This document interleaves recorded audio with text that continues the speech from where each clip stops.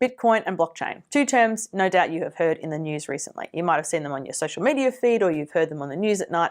And you might have been like me up until a few weeks ago, wondering what all the fuss was about. My name's Lacey and I'm the founder and director of Money School. And I see interesting investments come across my desk every day. If I looked at all of them, I would not get anything done. So whenever something comes my way and I go, that sounds a bit peculiar, I tend to avoid it for a while. But I've had so many people ask me lately, particularly clients, whether they should be buying Bitcoin, that I thought I really should start learning about it. And when a lecture opportunity came up a couple of weeks ago in Perth, where we had Professor David Yermack from Stern School in the States come and visit UWA, I leapt at the opportunity to go to the lecture. It was 1 hour, and I finally feel like I understand what Bitcoin and blockchain mean. After many years of asking people and them responding with things like, oh, it's this magic mathematical formula, or it's a black box, and me, my engineer brain going, that makes no sense. I do not want to know about this. Finally get it now. So I wanted to share with you the biggest lesson I've learned. I've also written a detailed blog about this, so you might find that useful. I'll give you the link in the comments to this video. So first thing that was really important to learn is that Bitcoin and blockchain are not the same thing. They are not interchangeable, though they tend to get used that way. We use cryptocurrency and blockchain and Bitcoin, and people tend to sort of meld them all together, but that's not the case. A blockchain is the thing that you need to be interested in. It's a type of technology. It's about encryption and timestamping. It allows us to verify that a transaction happened at an exact time and an exact place on an exact date, and know with 100% surety that that was a transaction and no one can fiddle with it. And the way that a blockchain works is fascinating. Please read the blog for some more information about how it all rolls up. But basically, it's fully transparent, fully decentralized, so that everybody has the ledger. There's not one bank in the middle holding the ledger who becomes the person who says, yes, that's definitely where the money went. It's held by all of us, and I guess that's why it gets called a trust machine. We all have to trust each other for this to work, and it's designed in a way that means that people can't lie, right? That's why auditors, your days are numbered.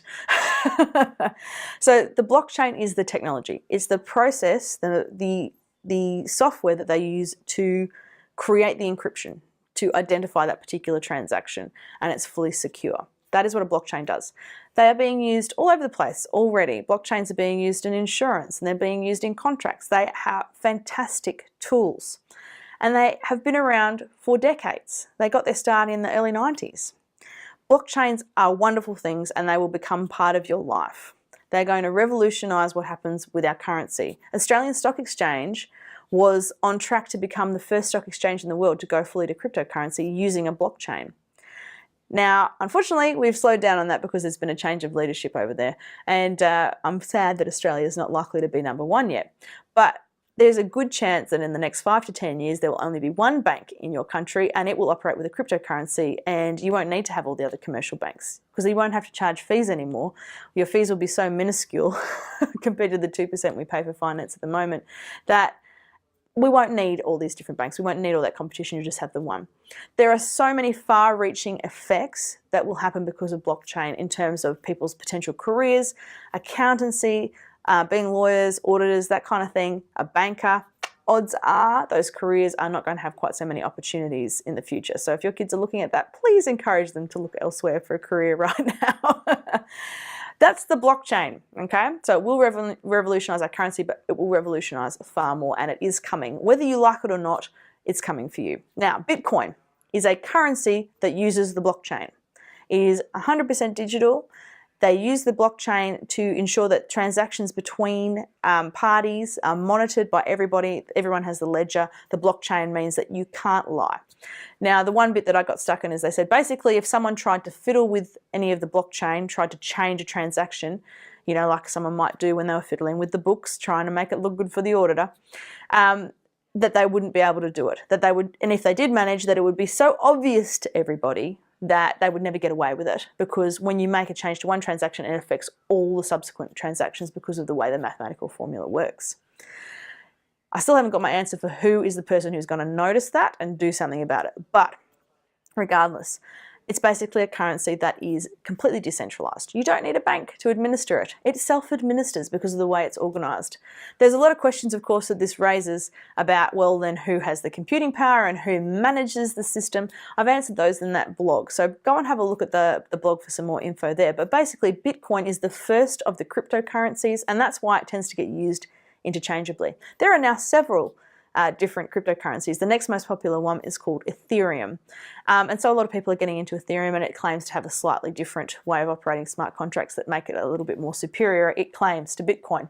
But Bitcoin was the original, which is why you hear people talking about Bitcoin and blockchain and cryptocurrency all as one thing. Now, there are initial coin offerings, ICOs, coming up every day now. And why wouldn't you? Because look at Bitcoin. It's gone from 5 cents in 2010 to it just went through 7,000 Australian dollars yesterday. That is a return on investment that has outstripped anything I've ever seen, including Berkshire Hathaway. Sorry, Warren. It's one of those things that I can see why people are tempted. The value has gone up astronomically. And people are going, well, should I get in? Should I buy? Now, what I guess I gathered from that lecture from David Yermack is that if you don't buy into a cryptocurrency, if you don't buy into Bitcoin or Ethereum right now, but the blockchain comes eventually, I don't think it's going to make a big difference if you don't have those. You're probably still going to have your wealth converted from whatever it is in Australian dollars to whatever the cryptocurrency becomes. Okay, it's not likely that you're going to lose out massively.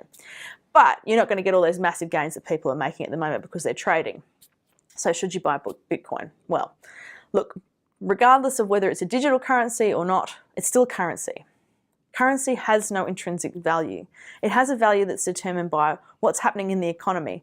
And because we don't have a gold standard anymore, there's no link between that bill that you hold and anything else apart from what all the market forces dictate. And that's why you can have crazy inflation, and that's why currencies can rise and drop in value every day. If you're going to trade Bitcoin or Ethereum or any of the other cryptocurrencies, you are trading in foreign exchange. That's what you're doing. Yes, it's a different method. Yes, there's a lot of things that are an advantage to Bitcoin. For example, it's not government controlled. So, for example, in Australia, the Australian Tax Office has to take you on your word if you say whether or not you have any Bitcoin and whether you've made any profits.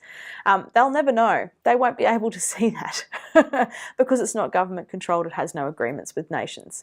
So they can't audit you like they can a bank. Okay, so there's advantages, certainly, and that's why it's going up in price so much, but it's still a currency. Now, no intrinsic value. You can't say that it is worth, this much land or this many groceries because it's going to change.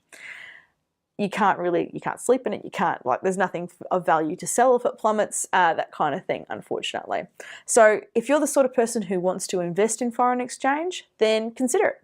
Certainly consider it, but treat it as a foreign exchange experiment, okay? Don't do it with the food money or the rent money. Please don't do it with that. Do it with money that you can afford to have tied up if you need to. And I guess you've got to treat it a little bit like a game at the moment. This is not going to be something that you can say, well, I'm going to put my life savings in it and then I'm going to become a millionaire. You just can't guarantee that. You can't with any investment, and you certainly can't with Bitcoin or any other cryptocurrency. So use your judgment.